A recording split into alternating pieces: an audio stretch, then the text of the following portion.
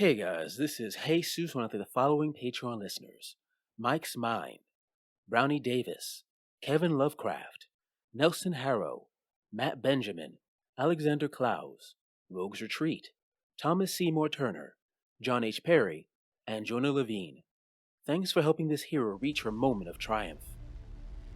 But first, tell us how you kick the crap out of some bad guys with bats. Give us a cool hero moment to lift our spirits. Yeah, and this is like revenge for the last time that she met folks like this, and they were all like shh and forcing her to be silent. Not to mention, it's kind of that reaching that breaking point of, you know, she's at kind of her lowest right now. This is so soon after the downfall, so she's letting it rip, and the force of her voice is so strong that it crushes the U-Haul with people inside of it like a tin can. So it is here that the hero is confronted at last by the villain, who makes themselves known by striking deep at the heart of the hero. There is a battle that happens. Lives are lost, destruction spreads, and hero, Siren, you are beaten back for now. You will come back. Heroes always do. But this is your downfall. So I'm gonna ask everyone involved has a series of questions. First off, I want the introduction to our villain, and then we're gonna ask some wonderful questions to flesh all of this out. So you said your mother, the woman who works with your mother, is Maureen? Yes, and it's my grandmother. Yeah. And your grandmother's name is? We're going to make her Betty Silverman. I was named for her. You turn on the TV, and it is a generic newscaster. Somebody you don't really recognize, but does anybody really recognize newscasters unless they're really popular? And as you toss your hat, pull off your jacket, and you turn away, the newscaster catches you by surprise when he says, "Hey, don't turn away from me." And Elizabeth, at this point, will turn back around slowly. And you notice a very small camera on top of your TV aimed. That's not there usually. And the newscaster looks around and then nods his head and says, "Yeah, I think she's paying attention. Yeah." And that's when, like, the scene behind him deconstructs. Someone pulls the green screen away. The desk is rolled away. And it's just a black warehouse. And suddenly, being pushed on on a roller seat is poor Maureen, who is duct taped, and she has one of those devices around her neck, the ones that you saw from the very beginning. And stepping up behind her is, you don't see his face first, just a man in a large tan leather coat. He wears black slacks, black shirt, button up, and he's has a yellow tie. And he says, "Hi there, Scarlet Siren. It's interesting that you chose the name Siren. You know, these days, people look upon you as some sort of savior, but that's because they don't know the classics. You know the classics, right, Scarlet Siren? Sirens weren't some helpful, benevolent creature. No, they lured the innocent to their shores, crashed their ships, drank the dead. And that's what you do. No matter what, you just crash the shores and drink the dead. Well, Scarlet." And he leans forward, and it's a man. His face comes in, and you notice two things about him. First, his face looks incredibly burned. Definitely a burn victim of some sort. And as he turns his head, you notice that he has, definitely looks like some cochlear implants. But what happens when the dead comes back? Just one of them. And he decides to get his revenge.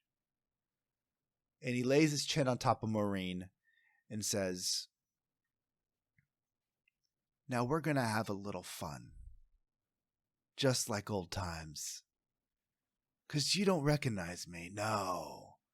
I'm just one of the faceless goons that you didn't catch like that little man at the dorms. Well, even the dead have their secrets. Maureen's going to die in the next 10 minutes. Unless you meet me at Hemgrove Park. Right now there's a street festival. Just look for my tie. We have a lot to talk about. 9 minutes. And it takes you exactly 8 minutes running to get there. I wouldn't try getting an Uber. Your cellular service seems to be lacking today. And he stands up, straightens up, and then he pushes Maureen off the screen and walks off. He's asking you to meet him at Hemgrove Park during the festival.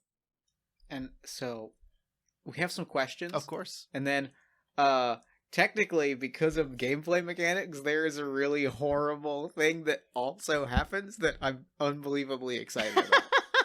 I'm so glad that my pain excites you, Jeff. It does. It really does. And you're going to try and make me feel bad, and you're not going to succeed. Okay, so we have some questions. Hero, I have some questions for you first. First off, what piece of yourself most scares you? And how do you see that amplified in the villain? Let's see. It is her recklessness. The impulsiveness and the recklessness. It's not just her powers. That's definitely part of her mundane life as well. So, and obviously, this villain seems like he's got some of the same things going on. I mean, who takes over a news broadcast and sneaks a camera into somebody's house and uses all of these incredibly manipulative and public and dangerous outlets? Awesome. So, next question. What weakness are you afraid will be discovered, and how does the villain wield it? So aside from my familial connection that he's obviously already discovered, she definitely has a weakness for bad boys. I'm sorry. No. Who doesn't? Right, this is true. I mean, familiar weaknesses. He knows her life. Yeah, that's a pretty good one. Okay, right so I there. can't go with that, even though he's very obviously discovered it. Okay. Oh, yeah. Yeah, it's the weakness, because she does in some way, like some part of her that she's not proud of. She does think that inviting all these other people into her life and still associating with them is dangerous. And the classic sort of, I don't want to get anybody else involved because you might get targeted by the villain. And hey, that feels really justified right now. Mm-hmm. That it does. So I have two questions. My first question is, what part of the hero most scares me, and what in the villain is the worst version of that? There is a real violence to the Siren that we've seen. Like, we've seen that there is a destructiveness, right? Like, we are well aware of like the chaos and destruction that she can cause, and the villain is the pure embodiment of like what that destruction looks like, both on a personal level, like what your presence in the city does to a person, but also that like they're doing everything that they're going to do to hurt you. Like, it is you that has brought this on, and that is frightening to us because it is this embodiment of your destructive nature. My second question is, what is my biggest fear for the city, and how does the villain embody that? I am afraid that everywhere we've gone, there have been people like looking out for each other. There is a familial nature to Scarlet City. We've had the families we've had the families moving into school. We've had the friends and families and tourists like walking the luxury district. We have the very kind of tight-knit community of Miller's Kitchen and these sort of big communal, chambers of commerce and homeowners associations in Bendis Haven, people have been looking out for each other, and the fear here that I'm afraid of for the city that the villain kind of embodies is that, like, that's going to be severed, or that that's going to be used to cause harm. Like, that's going to be mutated into either a ruthless sense of self-determinism or a sense of fear of making connections to people, and this villain seems to be this embodiment of that. So, villain, you've heard the answers from the hero and the city, which means we have 3 questions for you. What power do you crave, and how are you going to seize it? My power that I crave, it's revenge. Revenge is its own power. I don't want money. I don't want fame. I want to ruin the Scarlet Siren. And that's its own power, where he's not afraid even about his own self, as long as his goal is to ruin them and ruin her image. So that's what he's been doing. Everything he's been doing is to slowly but surely ruin her image. He's made it so people have been put in danger and that she's had to kill someone on accident. He's made it so that no matter what, something has been exploded twice and has caused collateral damage. He's scaring off her local diner so they won't want to be with her, and he's also kidnapped this woman who works closely with her, who's kind of a confidant. His entire goal is to ruin this woman personally, professionally, everything. What insurmountable odds will the hero have to overcome to defeat you? It's not about if she can defeat me. It's if her reputation will survive by the end. Good answer. Good answer. And lastly, but most importantly, what hidden weakness do you hope the hero never finds? Diabetes. No. I'm just trying to think of a good... Oh. It got real. Diabetes affects two... No, I'm sorry. Okay. Hey, gang. I'm Jeff Stormer. We've had some fun here today. Oh, I know one. He doesn't want her to find out the source of his power. Each time that these attacks have taken place, it's been taking place like a week or 2 afterwards. It's not something that's always been like immediately right after, then immediately right after. There's something that slows him down from keep going, especially during these large-scale riots that he's performing, that makes it so it takes time for him to get this mystery juice up and running for a large amount of people. So he doesn't want her to figure out where what he's producing. I love it. I love it a lot. And so now we cut to the Siren racing to the park. You know, you've got 8 minutes. And now here's when I said a horrible thing was going to happen. Here's what happens as you are racing. Here's what you are kind of confronted with. If we were playing in person, I would hand this deck of cards over to the villain. Each of these cards represents a person in the city or a place in the city or something about the city. You have saved or encountered, hero, you have saved or encountered 5 people. We have 5 cards here in front of us. That is your renown. You have a renown of 5. The villain is then now going to just permanently remove 5 cards from this deck. These cards are gone forever. The king of clubs, the queen of spades, the jack of spades, the 10 of hearts, and the 8 of diamonds are just pulled from the deck.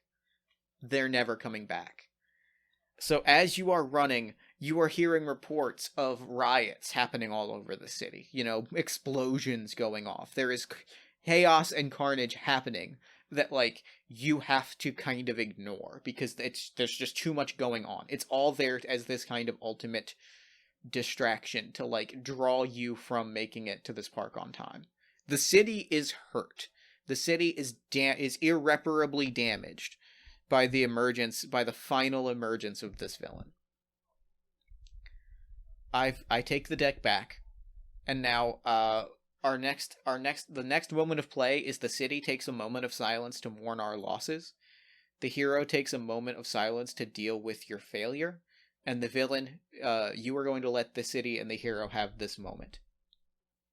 So, do I describe how that all happens, or? Yeah. Please give us the description, and then we'll have our moment of silence, and then we will build to our grand finale. As you're running as fast as you can, Angela, and you're out of breath, you're exhausted, and finally you get to the front of the festival, and it's completely vacant, seeing as there's a riot and explosions going on. It looks like everybody just scattered and tried to get away. You see a couple people arguing, and they crash their cars, but you don't really pay them a lot of mind. But as you run into the center of this festival, you notice that there is a stage in the very middle, and there is a band still playing, and they look terrified because there are a couple goons with guns aimed at them. And as you are just get right there, you see a man, trench coat, burns on his face, yellow tie, and he just smiles at you. And the woman, the singer says, "Don't speak, don't speak, don't speak." Wow. And you just see he holds up his something in his hand, and it's like a walkie-talkie, and you see the gauge going up towards the red. And as she hits that last note, and you try to scream in order to, blast him, you're out of breath. You're too exhausted to scream at him. And it hits the red, and that coincides with another explosion in the distance. And as soon as that happens, you look away, and that's when, the goons start firing at you, but you can easily take them out after a second. But it's enough for the villain to escape. And just disappear. And the only thing that is left where he's standing is the ID of Maureen, and with a cross around her lips that says for hushed with an ED.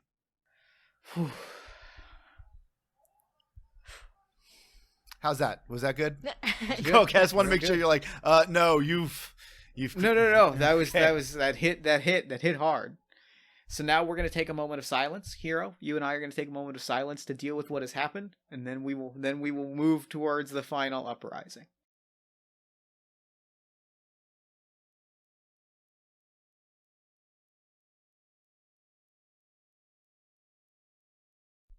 All right.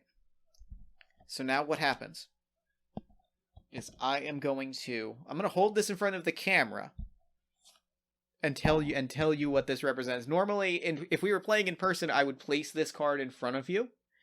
I would hand this card to you. Here is the other Joker. This represents the uprising. This is your decision to come back and move forward and make it right and rise to the occasion.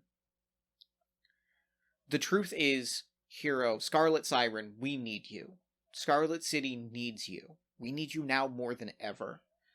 We believe in you because when people in power couldn't be there for us, you were there. When it didn't matter if we were wealthy or not. It didn't matter if we were upper class, lower class, working class. It didn't matter. It didn't matter if we were local or from out of town. It didn't matter if we were young or old. You were there. You stepped up time and time again to help the people that needed it. We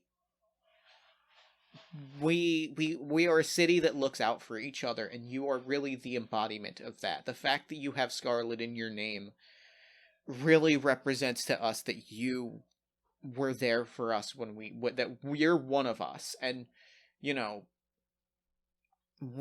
people of Miller's Kitchen, like your neighborhood, no one, somebody could have stepped up and said, "Hey, I know that face. That's Elizabeth Silverman," and no one stepped up because you are one of us.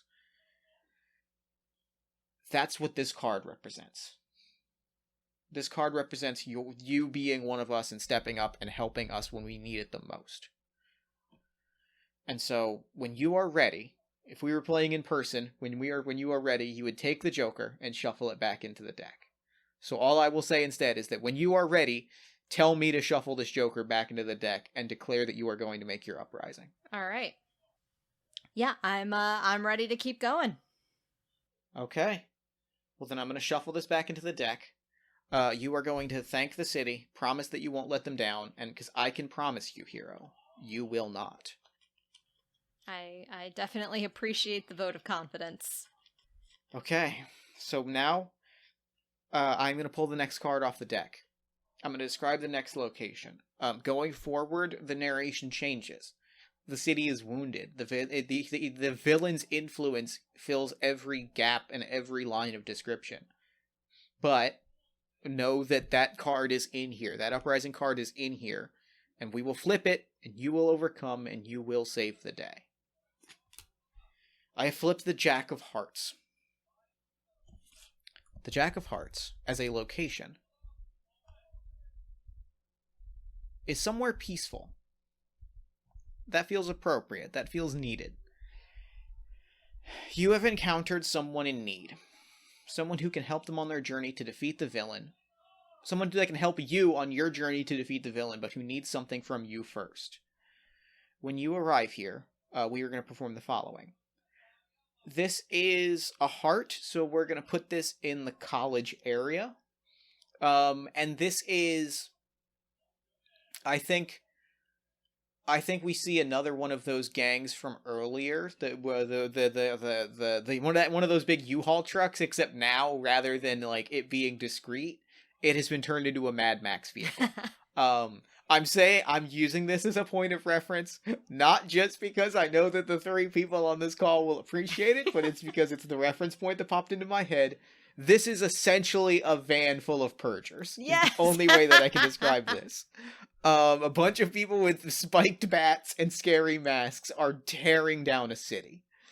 The person in need here, what they need, that is what is unfolding, and I think we see the siren. We see, that is what the university has kind of turned into. It's kind of gang warfare, but you're able to dispatch that easily enough, because I think what has happened is the person that you are meeting here is someone that needs a friend, someone to listen.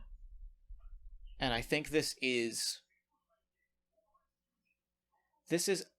Allie Carhammer.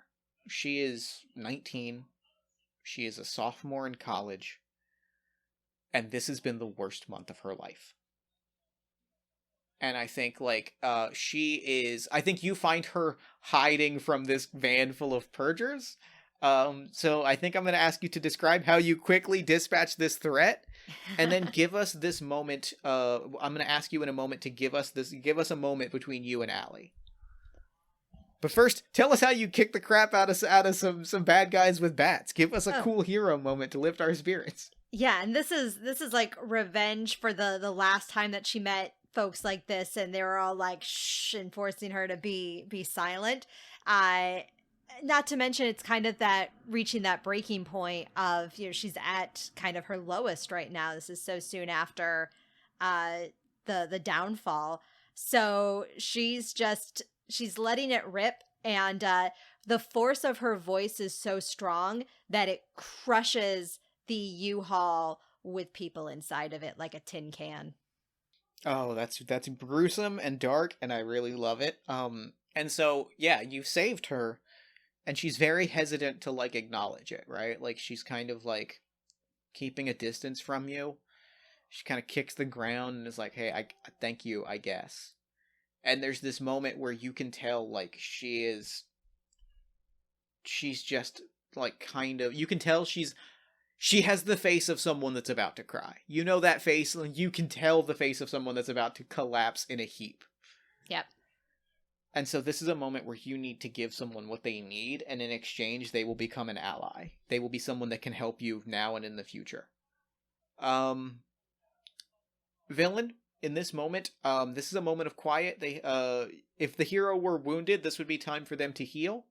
However, they are unwounded. You've done great so far, Siren. So this is just a moment of quiet.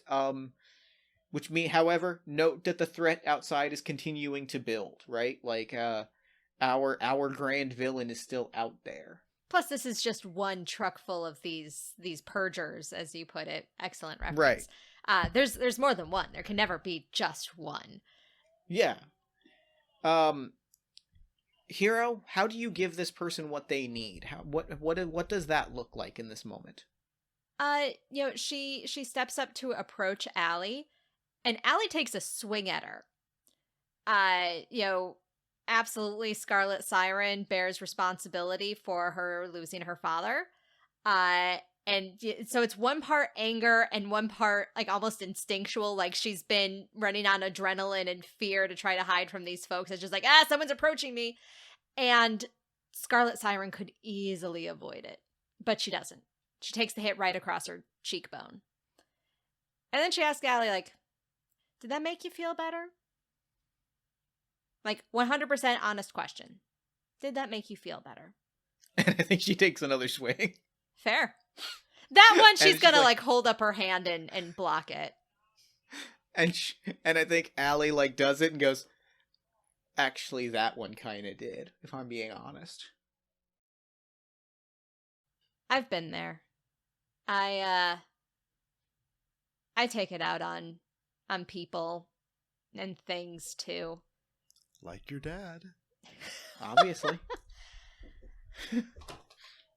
And, I understand whatever complicated feeling you have towards me. And just so you know, anytime you feel the need to punch somebody, you can come find me. I'm safer than some of the other trouble that you can get into out here. She kind of is. I think I think that's when she kind of collapses and she kind of falls into your arms and is crying. And you have this moment together. And we kind of pan over to like a university coffee shop where she is like buying you I'm sorry I punched you in the face drink. And she's like, she's telling you about herself. And the thing is, she is a chemical engineer for the city. She's actually like on track. She is on track to be valedictorian, right? She's a few years out, but like sterling record, right? She is fast tracked to almost like any science program in the country. And she, so this is the moment where she becomes an ally. She is someone that has this background that can help you, especially knowing what we know about the resources that our villain has used. She is someone that I think she gives you some information, right? Like she kind of lets slip that like chemicals have been going missing from like university labs, and like that things are going missing in a way that indicates that like someone in between these like attacks is taking time to recover and make new like chemical resources. Can I say which one those chemicals are? Yeah. There are things that their chemicals are like blood thinners, things to make things basically to help someone who needs more blood to get more blood. It basically is an enhancer that you would get, like antibiotics to help somebody who deals with anemia. But all of these things are something that a person would get is if you were desperate and you really needed to get as much blood out of a person as possible without killing them, you would be using these chemicals to get that blood out. Dope. Hell yeah. Yeah, I think you understand what he's been feeding people. I get it. Yeah, so you've learned, she gives you all this insight. That's pretty much all like what Allie tells you. And she, like, you two kind of hit it off a little bit. Like, you develop a bit of a friendship over this like very therapeutic kind of cup of coffee. And now going forward, going forward, she is your ally. If at any point we flip a heart, if at any point you were saving someone in the university, and you need to overcome a threat in the university, if you roll a 1, if the villain rolls a 1, Allie can show up and help you, which allows you to treat the result as a 4 or 5. She will just be there when you need her to, like, give you the information you need to save the day. Also, there is a type of card that we did not pull today, that we might still, but we haven't, which is a person in power. That is, if we flip a king, someone in a position of power doesn't like you and will go out of their way to ruin your life. This is a Lex Luthor. This is someone that, like, is like, I don't like. This is a J. Jonah Jameson.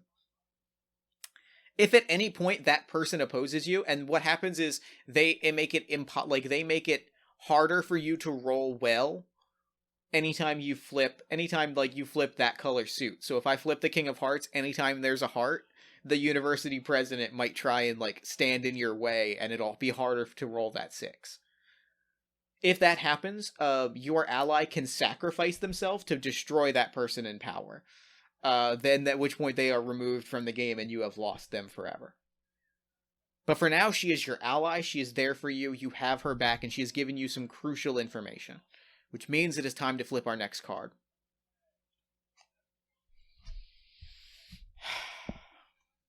And it is the Joker. All right. Which means it is time for the Uprising. Let's bring it. So this is the this is the final confrontation? This is the final confrontation. Cool. It has all led to this. The hero is back in the villain's place of power. You've refused to stand down and accept defeat. Your losses hang heavy in the air, but it is time to finish this. The downfall is over. It is time for the Uprising. Villain, you are going to take the reins here. Describe your place of power at the height of your glory. What does your villainous base look like? What does your center stage look like? Where are we for this final battle? Set the scene for us. I definitely think this is not something he was prepared for. He wanted this to be in the middle of whatever the equivalent of Madison Square Garden. But honestly, since Allie, or her name is Allison or Allie, your Allie Carhammer. When she brought up the chemicals being missing, it took you not that hard. It didn't take you that long to find someone stealing said chemicals and following them. And what it leads you to is to the outskirts of the city. And as you are moving there and following this is not a purge van. It actually seems like the purge mobiles are the biggest distraction. This is just a Nissan. And it's an old factory. And as you're getting closer, you start remembering this used to be your kind of stomping grounds early on as a hero. When you were first trying out your abilities and failing and doing your things. And as you get closer to this old warehouse, it seems like it hasn't seen a person in at least a decade. It's burnt. There's definitely been old fire damage, and it's just no one has taken the time to destroy this building because it's not in a good spot anyways. And you remember there's something about this place that just kind of strikes a chord with you. And then you recall that this was the first place that you accidentally took a life with your powers. Bunch of druggies, bunch of, wannabe thugs were here trying to make super cocaine or whatever in some of the old vats. And like that car hammer guy, you yelled at one on a catwalk and he fell down and broke his neck. He fell into one of the vats, scalded himself. He died on the scene. And as you're poking around and you're looking around, you see it is filled with thugs walking around, a lot of with nail bats, but you're surprised how silent it is. No one's really making a noise. Like if they're setting something down, they're gently setting it down. If they're putting, if they're talking, they're whispering. And as you look around, you finally see in the very center, in a kind of a platform where a vat must have used to be, sits a person in a surgical chair with tubes coming out of his arms and his arteries, and he's slowly being sucked dry of this blood. and the blood is circling and it's filling up. It's a blood factory, and it's all just coming from him. And he's just staring forward at the TV, disgruntled. And as it's not very glamorous right now, he's just watching The Price is Right. And it's definitely that man, that burned victim man. And it's a really kind of a scene of awkwardness. It's kind of like Superman, how he would feel if he kicked open the door and Lex Luthor was sitting on the toilet. Like, it's just, there's no pizzazz about this. This is just a boss, the villain, watching The Price is Right as they drain his blood. And is that, do I need to answer anything else, Jeff? Yeah, so we have your, so you've been cornered by the hero. What you're going to do now is confront the hero. You're going to describe what you're seeking, describe the revenge that you want. Note how often the hero has failed, note the people they couldn't save, Right. and challenge them as to why they think they can change things now. As you're sneaking around, being sneaky as always, taking out occasional thugs here and there, suddenly the man cocks his head, and his camera zooms in on the ocular implants, and he taps them a few times, and then he starts disengaging from the chair, and he walks over to the platform, kicks over a lever, and the platform starts rising. The TV falls off, crashing, and some of the thugs just look around in silence, and then suddenly you hear a booming voice, a tired voice, and there's music playing behind it. Silent Night. So you found me. I got to admit, I'm impressed. This is not exactly the final countdown that I was counting on, but that's okay. It's justice in a way. It's, what's the word? Is it ironic? Yes, situations are ironic. This is where you killed me, Siren. Just a dumb kid trying to make extra bucks. You blasted me right over the edge. That's all right. The chemicals, they brought me back and changed me. The chemicals turned my blood into something so sweet that one taste gives people the power that they just crave. But now, it seems that my little revenge story is over. So, let's make this as epic as one can just muster last minute. Let's make this exciting. If you're going to be called the Scarlet Siren, then just so you know, for the newspapers, call me the Silent Knight. And then you hear the sheathing of a sword, and suddenly coming behind you, almost out of the shadows, is him, and he takes the swing at you, and it's just this big epic fight of us going through catwalks, you trying to scream. Occasionally he like slams you right in the throat with like the hilt of his sword to like make it hard for you to like scream in his face, but that doesn't matter. You know karate, you're punching him, and it's just this big epic fight. And the entire time he's just screaming, he's just whispering. Every time he gets close to your ear, he whispers just memories of that night he had, of dying, of staring at you, the scared hero trying to play, this scared kid trying to play hero, and you know how it was his fault and how she's never learned. She's still that reckless little child screaming for a parent to tell her how to control her tantrum.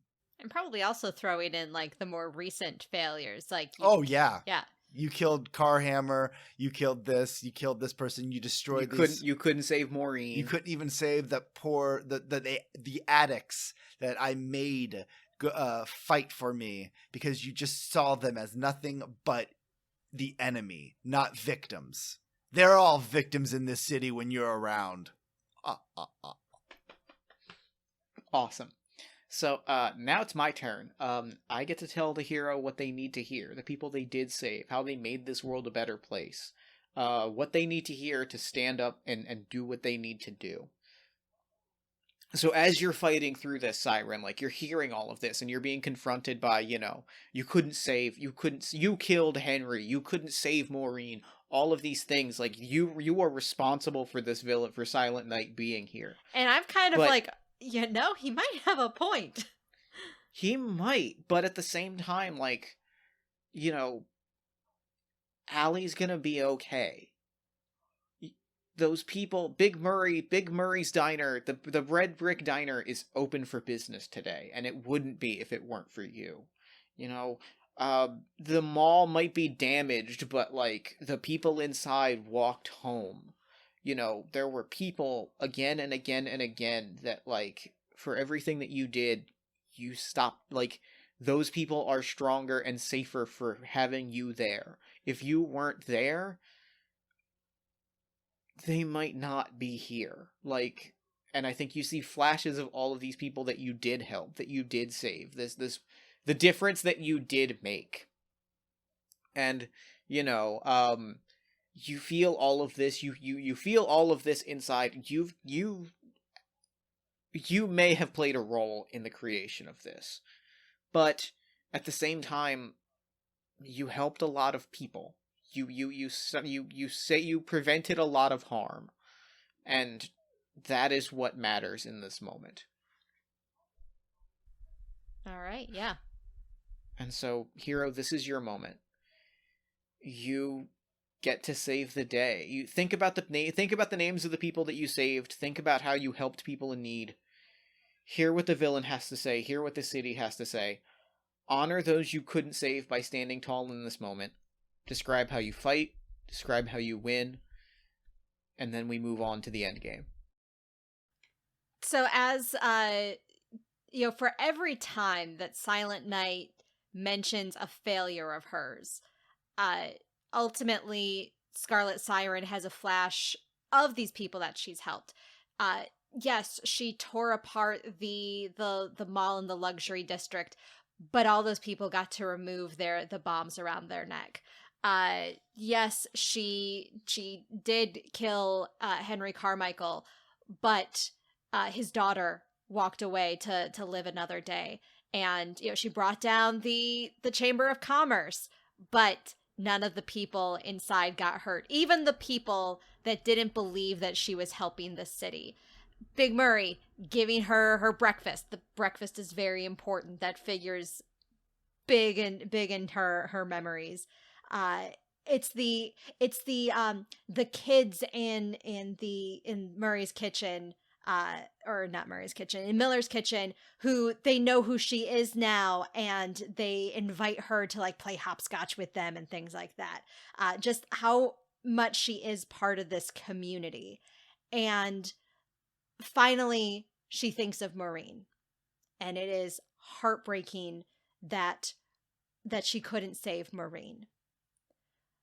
But Maureen's goodness lives on, because just as the people of the city wouldn't be here still if Scarlet Siren hadn't come in to help, it's very possible that Elizabeth's grandmother wouldn't be here if it weren't the kindness of someone like Maureen.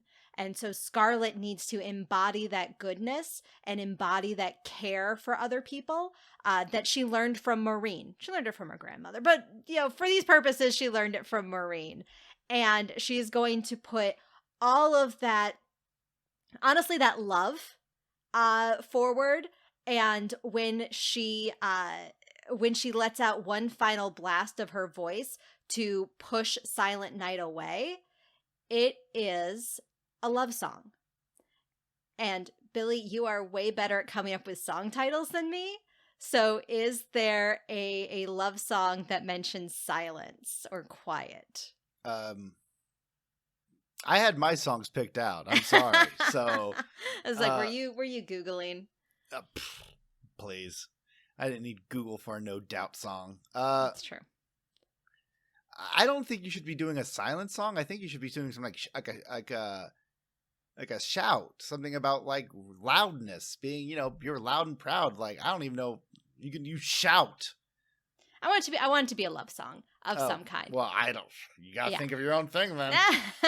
You're stealing my shtick. You gotta think of your own stuff.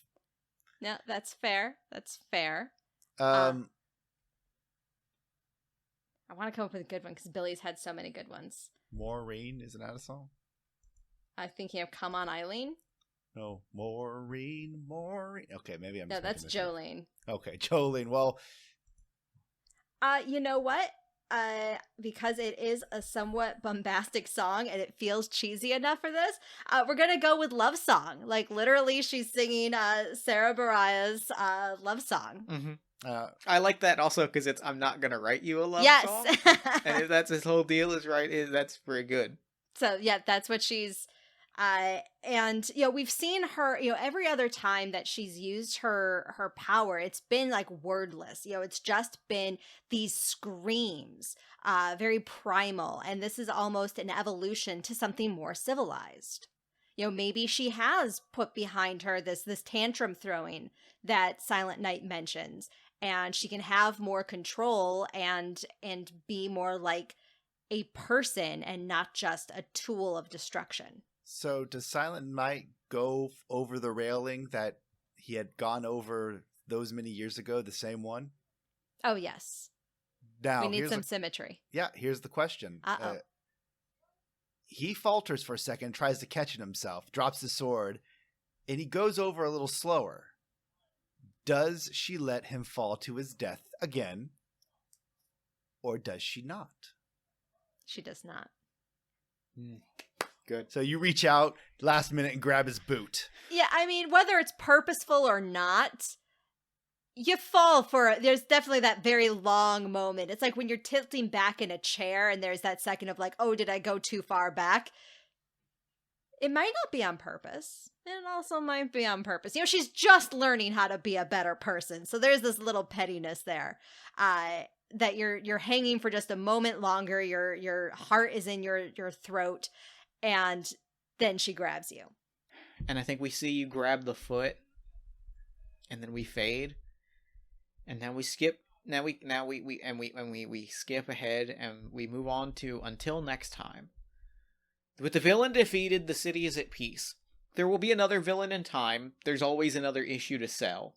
But for now it is quiet. For now there is only a city, and for now the hero can rest. First, I'm going to describe how the city recovers from the villain's actions. I'm going to describe how the hero's influence makes the city a better place, and how their legacy is carried on in the hearts of the people. I think that there is, ironically, in the sort of you have caused this, I think, despite what the Scarlet Protector has said, I think there is a rise in maybe not like outright vigilantism, but in like community support groups. I think that the Homeowners Association from Kirby Street like spearhead the first of these major kind of like not quite a neighborhood watch, but more of like a mutual aid organization called the Sirens. And it's like a citywide organization of people just looking out for people. It is ordinary people stepping up, doing need. I think the first elected Siren president is Allie Carhammer. Yep. Who we see getting her report card or her transcript and straight A's because she's crushing it. And I think that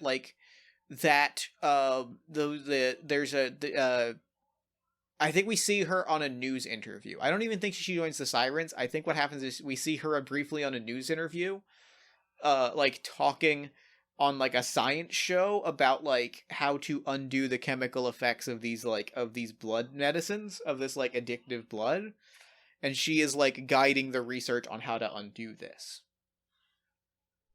And now, however, Billy, Silent Night, describe the shadow cast by the villain, even though they are long since defeated.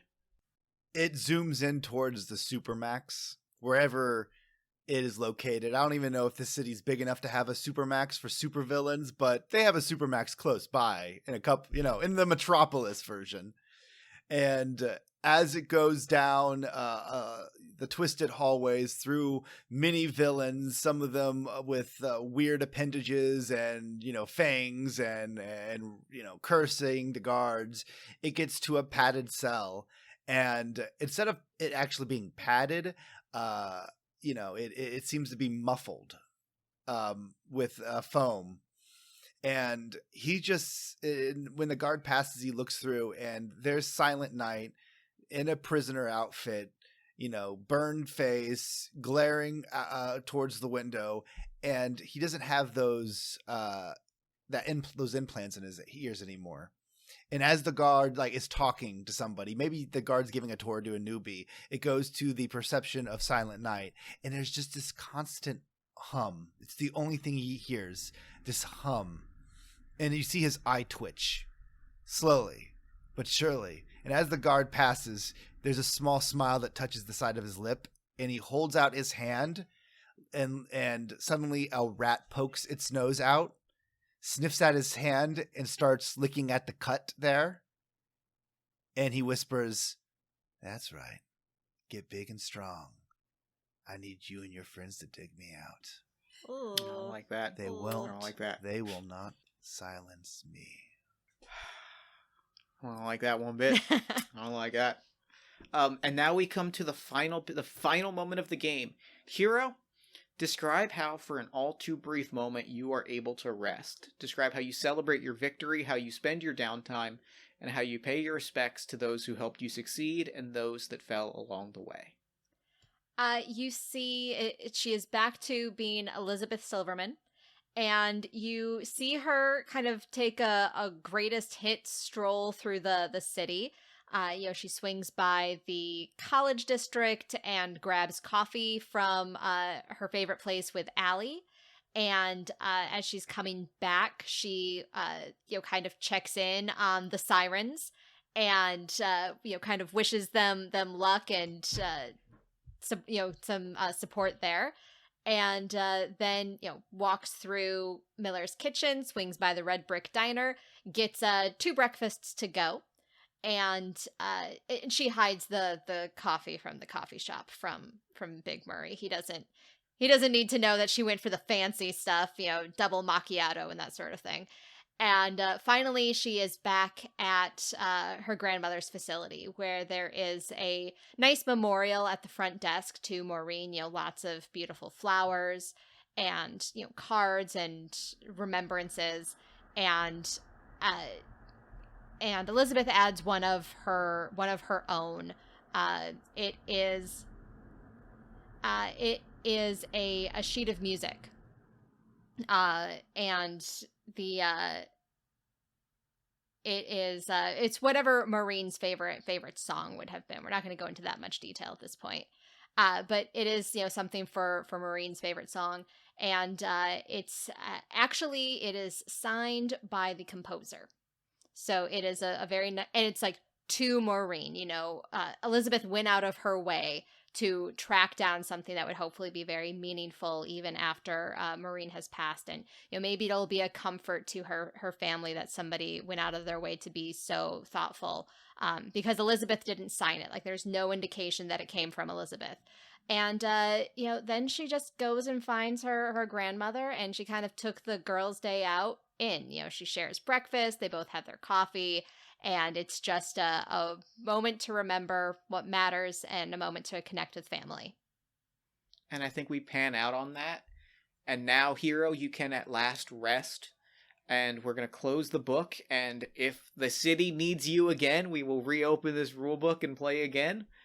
But until then, that's game. That's Yes. Anyone Can Wear the Mask. Woo! Oh, that was fun. Oh my god, I'm so happy. This is the first time I've played it through to the end, and it played out perfectly, and I'm so overjoyed. I'm very emotional glad. right I'm now. so glad. We had a fun time, I think, Angela. Oh yeah. great. This is a lot of fun. It's far more narrative than I'm used to playing. But Jet, this is in one part. I've played with you before. We even did a superhero game. So I'm very familiar with your style, and so this felt very in line with what you usually do. You're such a smooth facilitator of games, so it was really fun to be in a almost purely narrative game with you. We had the random element for generating the scenes and for how exactly how good or bad was the outcome going to be, but the rest of it was all just talking. And Billy, I know, is always capable. Every time that he would just bring in another callback, it's no, it was good for Billy to be the villain. I'm very ultimately, That was very good. because we'd been talking earlier, and I love the villains. The villains I feel are usually the more interesting character than the heroes. It's like, yeah, I'm gonna play the villain, but Billy, you did an amazing job, and I think that this particular game really plays to your strengths as a role player of coming up with really great through lines. And this game gave you lots of opportunities to come up with different scenarios to allow you to form those callbacks. I had a great time. I do have like a question or two, just out of curiosity. Yeah. Yeah. So my entire goal as a villain, because I love the villains who they're not as powerful. You know, my entire goal was just to ruin the reputation of the Scarlet Siren.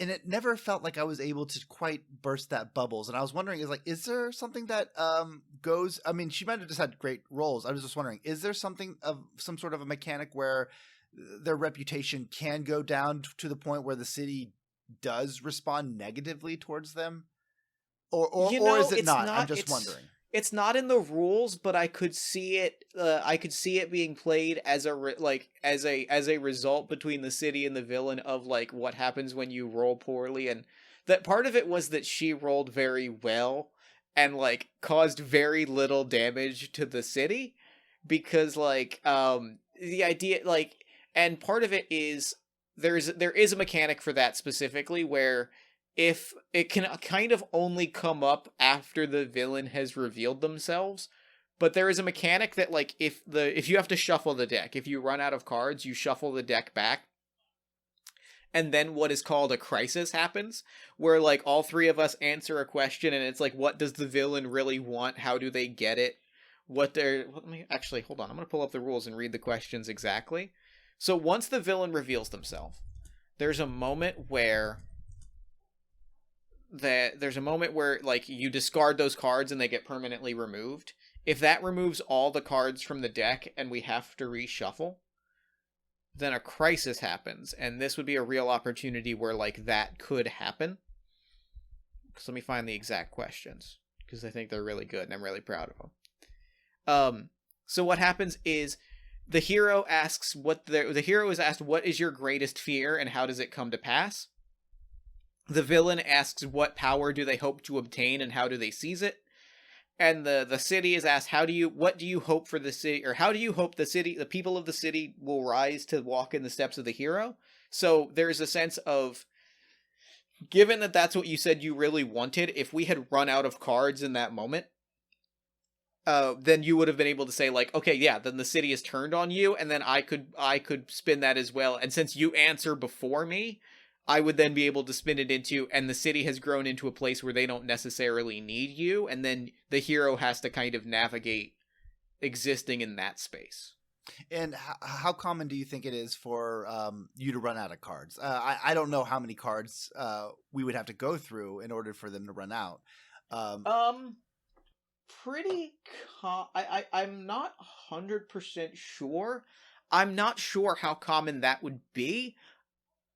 I partially think somewhat, because like there is a 1 in 3 chance in every scene. I mean, and it depends partially on the game is written to breaking down sort of the meta narrative a little bit. I kind of baked it with like 2 main touch points in mind of Spider-Man and Superman, where like the hero could never get hurt, right? Like Superman never really gets hurt, but like Metropolis takes damage, and that kind of reflects onto Superman. So like if that were to happen and the hero kept rolling a 2 or 3 result and kept being like, I'm taking collateral damage, I'm damaging the city, you'd burn through that deck pretty quickly. And the downfall card is always in the bottom half of the deck, so you always have at least half of the deck gone by the time that the villain shows up. So there's probably a pretty decent chance of it happening, like depending on like how many cards you draw. So it's never like the first card that you draw is like, aha, I'm here.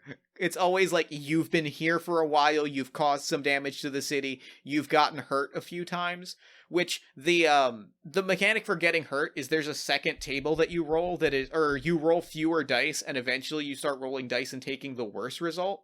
So it becomes more likely that you either cause collateral damage or you lose people along the way. You know what would be kind of interesting, and I'm learning the mechanics from what you told me, and I really like them.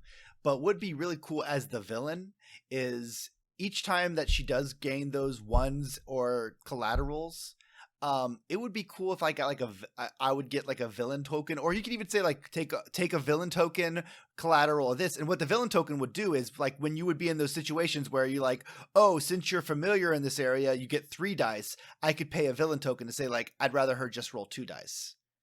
That's really interesting. So basically, I, really like I would be able to accumulate stuff to just keep on like reducing it down. She can never not roll something. It's always like I can bring it down to 1, and that would be really useful because occasionally when it was like, oh yeah, you're fighting in your local diner and it's like roll 3 dice. I'm like, well, I did roll 2 1s and a 6, but there's a large chance that she's just going to wipe the floor with me. But if I was a villain and I've been collecting these things, it kind of feels like I could have a mastermind moment where I've made it so I've taken away your advantages. Here are my 2 dice. Here's my 2 things. And so I'm taking that 3 dice roll down to 1. That would be like the one thing I would love about it. And I loved a lot about this, but I would have loved to have that moment where I'm like, instead of just rolling to tell her story, here's a little bit of the villain being a mastermind, a little bit of strategy. Yeah, but that's exactly I don't want what too you're much of that because it's like this is very narrative, but I wouldn't mind being able to say like, well, I've played my role. I would love to take these tokens. That's really good, and that's like a really strong like narrative kind of moment. I'm gonna keep that in mind. Right. That's very good. But other than that, I had a great time. You know what this is like? Even if you're not a role player, this game is good if you're just thinking about making a comic book. Like, I had a great time. I was like, I really want the Silent Knight to exist. I think he makes a lot of good points about the recklessness of this young hero. So I even think this is just a very fun story tool for people who are looking to make their own comic books to play with in order to like start working on that first draft. So I had this is fun. And there is a tiny blurb on the end of like, this can be played with 1 or 2 players as well as with 3. And if you play it on your own, like there's nothing stopping you from just playing all 3 roles at once, because so much of the game is like prompts of like, describe what happens when you do this. Like so much, you could play this as like a solitary journaling experience, which would be like a great story generation for like a superhero story that you're writing. Right. Yeah. So this is good for just a party game, a good role-playing thing, something to get the juices rolling. What I think this would be the perfect thing for is like session zeros for like games like Rotted Capes or Masks or Scum and Villainy, where you're like, okay, I want you to give you a taste of what you were like as a hero before the big we start role playing and rolling dice. Let's do this as a session 0 to get like you a taste of what your character's all about. Yeah, so establish the city, establish the NPCs. Yeah, you establish locations, you establish people in it. Yeah, so like I said, this is a great game, but this is also just a good tool for people who want to make their own like I said, session zeros for, like I said, what I wanted to do almost like is this would be perfect for like a game like Rotted Capes, which takes place in the apocalypse of with zombies and superheroes. But this is good for like, I want to know what my character was like during the days when there wasn't zombies, when this was just superheroes. And since I know I'm not going to die and create a paradox, I can easily just kind of experience what Torchlight or, to a lesser degree, what Angela was saying, what her character was. What was your character called? Goldshot? Oh, yes. Yeah. Goldshot experienced before this whole I like big a lot story. of color-based hero names, obviously. Yeah. So I think that's like the biggest selling point for this. Like, this is a good narrative game, but it's also a great way to do your session zeros. And we'll talk. I have things to share, but we'll share them off mic. For now, we will wrap things up. But I have some stuff to share. Well, I think that's a good cue. So I want to thank Jeff so much for coming on and sharing this really fun game with us. Jeff, do you want to take us out? Remind us who you are and where else we can find you. Yeah, anyone can wear the mask. You can pick up right now on jeffstormer.itch.io. That's jeffstormer.itch.io/wear the mask. That's wear-the-mask. We'll post a link on the notes, so you can just find it there as well. Hell yeah. You can also find everything that I do, all the games that I produce, the podcasts that I make, all that kind of stuff at jeffstormer.com. You can also go to twitter.com/partyofonepod to follow me on Twitter, which is where I tweet about all the stuff that I forget to share about on more professional channels. All right. Well, thank you again, Jeff. This has been so fun. Thank you. Oh my goodness. Great time. And we always end an episode, Jeff, with a question for our listeners. So, what question related to the game itself, to the session we just played, would you like to ask the listeners? I want to ask the listeners.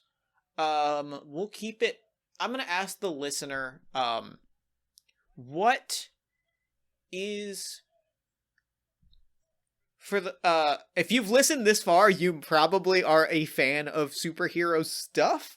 I think that's pretty fair to guess. I'm going to ask, what was the superhero story that made you fall in love with superheroes? Or the character or the story? What was the thing that made you fall in love with superheroes? Yes. That is a good and question. Why is it the X-Men theme song from the 90s? That's fair. Mine was probably the Tick theme song, but I don't know what that says about me as a person. All right. Thanks, everyone, for listening, and good night.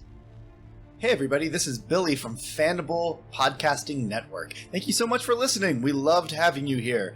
If you want to follow more of Fandible's crazy hijinks, go to our Twitter or Facebook. You can find us on Twitter at Fandible or at Facebook at Fandible. I know, we're creative like that. If you would like to do more and support us, please feel free to go to our Patreon and donate. Your donations help us go to cons, buy materials, and just keep our radio equipment working. Thank you so much, and remember, the ink monster wants to eat you.